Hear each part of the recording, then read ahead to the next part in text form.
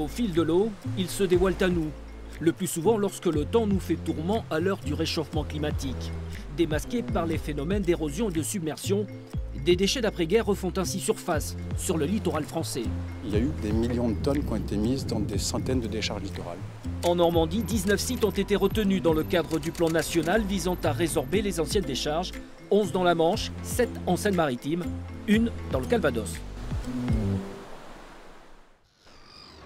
ADEME, BRGM, CEREMA, autant d'acronymes pour autant d'acteurs engagés sur la voie de la lutte contre la pollution des océans. De la côte bas normande à la banlieue rouennaise, c'est le tracé à suivre afin de franchir les portes du CEREMA Normandie Centre.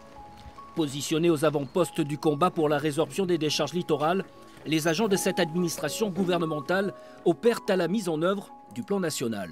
Alors, la mission du CEREMA, dans un premier temps, ça va être de réceptionner toutes les décharges qui sont identifiées dans l'inventaire effectué par le Bureau des recherches géologiques et minières. L'objectif étant de déterminer si oui ou non la décharge correspond à des critères afin de rentrer dans le plan national de résorption des décharges littorales pour potentiellement être traité par la suite. Lancé en février 2022, ce plan national prévoit de résorber en l'espace de 10 ans les décharges françaises historiques présentant un fort risque de déversement de déchets dans la mer. Et ce, moyennant un fonds annuel de 30 millions d'euros. Du travail de bureau à l'enquête de terrain, les investigations se mènent de concert avec d'autres services de l'État ainsi que les acteurs locaux des sites concernés.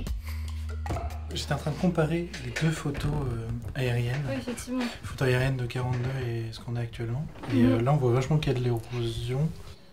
À travers les photos aériennes anciennes que nous met à disposition l'Institut géographique national, on a pu identifier un périmètre.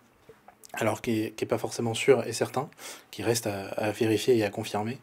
Donc on a pu identifier un périmètre, et avec ce périmètre, on a identifié également une superficie de déchets et un volume de déchets. Une fois recoupées, ces informations documentées sont consignées par écrit. Ceci avant de se rendre sur le lieu où se trouve cette potentielle décharge. C'est sur le littoral du Calvados que nous retrouvons ce jour-là les agents du CEREMA présents en simple observateur. T'as un tuyau qui sort. Ouais. Oui, t'as un tuyau, t'as un câble d'ailleurs à l'intérieur. Il n'y a pas de prélèvement lors de cette phase de diagnostic. C'est uniquement de l'observation, de la caractérisation de déchets. Donc ça, c'est probablement un déchet qui vient de la mer, probablement un casier à huîtres. Voilà, donc là, c'est difficile de le caractériser. Là, par contre, on voit une broche métallique, et ça, probablement, ça vient de la décharge. On en voit une plus grosse qui est juste ici. On voit du plastique translucide qui est un petit peu sur votre droite en haut. Voilà, tous ces déchets-là, probablement, ils sont issus de la décharge. Mais encore une fois, ça reste à caractériser par les études. L'observation par les airs des courbes du littoral n'est pas de trop pour mener à bien cette première phase d'étude.